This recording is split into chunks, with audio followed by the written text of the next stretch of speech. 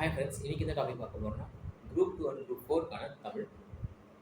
அதில் சிலபஸில் பார்த்தீங்கன்னா அழகு ஒன்றில் எழுத்து அப்படிங்கிற டாப்பிக்கில் வந்து பார்த்தீங்கன்னா லகர லகர வேறுபாடுன்னு சொல்லி கொடுத்துருப்பாங்க.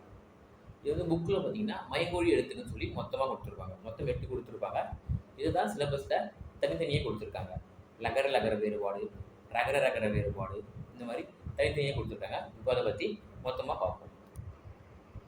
ஃபஸ்ட்டு இந்த 3 நாவை பற்றி பார்ப்போம். ஃபஸ்ட்டு எந்தெந்த நா எங்கெங்கே பிறக்குது, எப்படியெல்லாம் வருதுன்னு பார்ப்போம். நாவின் நுனி மேல்வாய் அன்னத்தின் நடுப்பகுதியை தொடுவதால் இது நகரம் பிறக்கிறது. நாவின் நுனி மேல்வாய் அன்னத்தோட நடுப்பகுதியை தொடுவதால் இங்கு நகரம் பிறக்கிறது. இந்த நாவை வந்து பார்த்திங்கன்னா தன்னகரம் அப்படின்னு சொல்லுவாங்க. இந்த நாவை தன்னகரம் என்று சொல்லுவாங்க. இது கீழே இருக்க போக பார்ப்போம். அடுத்து நாவின் நுனி மேல்வாய் அன்னத்தின் முன்பகுதியை தொடுவதால் நகரம் பிறக்கிறது. நாவின் நுனி மேல்வாய் அன்னத்தின் முன்பகுதியை தொடுவதால் நகரம், அதாவது 2 சொல்லிதான். அடுத்து நாவின் நுனி மேல்வாய் பல்லின் அடிப்பகுதியை தொடுவதால் நகரம் பிறக்கிறது. இந்த 3 நாவுக்கும் ஒவ்வொரு பேர் கொடுத்துருப்பாங்க.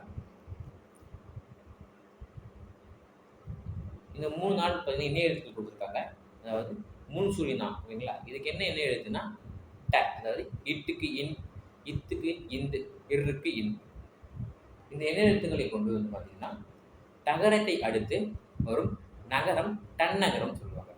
தகரத்தை அடுத்து வரும் நகரம் தன்னகரம் என்று சொல்லுவாங்க. அடுத்து தகரத்தை அடுத்து வரும் நகரம் தன்னகரம், தகரத்தை அடுத்து வரும் நகரம் தன்னகரம் என்று சொல்லுவாங்க. அடுத்து ரகரம், ரகரத்தை அடுத்து வரும் நகரம் ரன்னகரம் என்று சொல்லுவோம். இப்போ நம்ம இதை பார்த்தோம்னா ஈஸியாக புரியும். ஃபர்ஸ்ட் வந்து பார்த்தீங்கன்னா 3 சொல்லினாவை தன்னகரம் என்று சொல்லுவோம். 2 சொல்லினாவை ரன்னகரம், இந்த நாவை தன்னகரம் அப்படின்னு சொல்லுவோம்.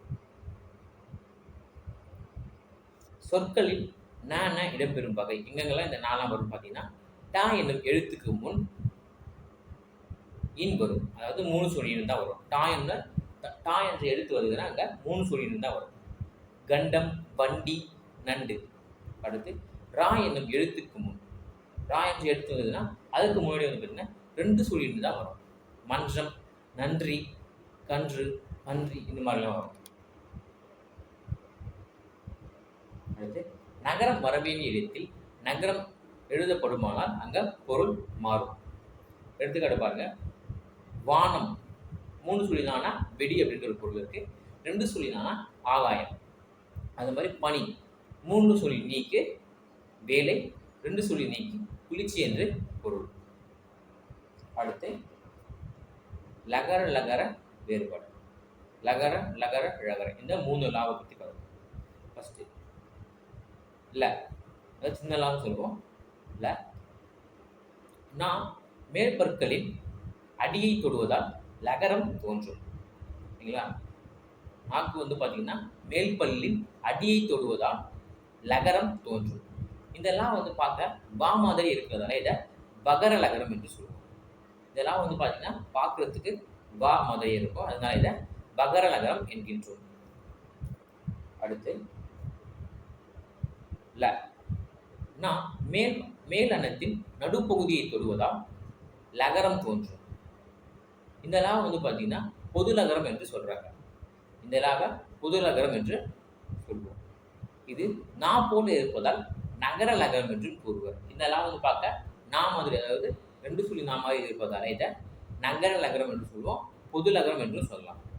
அடுத்து ழ, நாவின் நுனி மேல் நோக்கி வளைந்து வருடுவதால் ழகரம் தோன்றும். இதெல்லாம் வந்து பார்த்தீங்கன்னா தமிழுக்கே சிறப்பானது. இதனால இது வந்து பார்த்தீங்கன்னா சிறப்பு ழகரம் என்று சொல்லுவோம். இதை சிறப்பு ழகரம் என்று சொல்லுவோம். இது வந்து பார்க்க மா போல இருப்பதால் மகர லகரம் என்றும் கூறுவது இலக்கண மரபு. பார்க்குவதற்கு பார்த்தீங்கன்னா மா மாதிரி இருக்கிறதால மகர லகரம் என்று கூறுவது இலக்கண மரபு. இதற்கான பொருள் வேறுபாடு என்னன்னு பார்த்தீங்கன்னா விலை, அதாவது பகர லகரம், பொருளின் மதிப்பு. அடுத்து விழை அப்படின்னா உண்டாக்குதல், விழை அப்படின்னா உண்டாக்குதல், விலை அப்படின்னா விரும்பு, சிறப்புழா வந்துன்னா விரும்பு.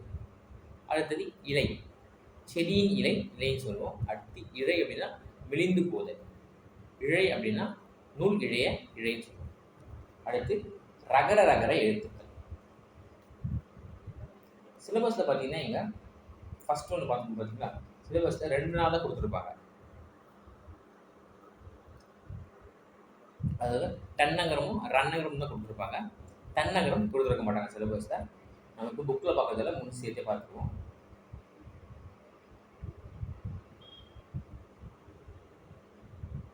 ர நாவின் நுனி மேல் அன்னத்தின் முதல் பகுதியை தொட்டு வருவதால் ரகரம் தோன்றுகிறது. நாவின் நுனி வந்து பார்த்தீங்கன்னா மேல் அன்னத்தின் முதல் பகுதியை தொடுவதால் ரகரம் தோன்றுகிறது. இது இடையினை எழுத்து என்பதால் இடையின ரகரம் என்கின்றோம். இந்த ரா வந்து பார்த்தீங்கன்னா இடையின எழுத்து என்பதால் இதை இடையின ரகரம் என்று சொல்றோம். அடுத்து நாவின் நுனி மேல் அன்னத்தின் மைய பகுதியை உரசுவதால் ரகரம் தோன்றுகிறது. இது வந்து உரசுவதால் ரகரம் தோன்றுகிறது. இது வல்லின எழுத்து என்பதால் இதை வல்லின ரகரம் என்று சொல்றோம். அது வந்து பார்த்தீங்கன்னா இடையின ரகரம், இது வல்லின ரகரம். இதற்கான பொருள் வேறுபாடு பார்ப்போம். ஏரி அப்படின்னா நீர்நிலை. அடுத்தது ஏரி, மேலே ஏரி. அடுத்து கூரை, வீட்டின் கூரை. அடுத்த ஒரு கூரை இருக்கு, இது வந்து புடவை, கூரை புடவை என்று சொல்றோம். இதோட நகர நகர வேறுபாடு முடியுது. கொஸ்டின்ஸ் எப்படி கேட்பாங்கன்னா இது மாதிரி தான் கேட்பாங்க. பொருள் வேறுபாடு உணர்வுன்னு கேட்பாங்க. ஏரி அப்படின்னா நீர்நிலை, ஏரி அப்படின்னா மேலே ஏரி, இந்த மாதிரி தான் கொஸ்டின்ஸ் கேட்பாங்க. வேற எப்படி கேட்பான்னு பார்த்தீங்கன்னா இந்த மாதிரி கொடுத்துட்டு கூற்று காரணங்களை கொஸ்டின் கேட்பாங்க. ஒரு வீடியோ முடியுது. தேங்க்யூ.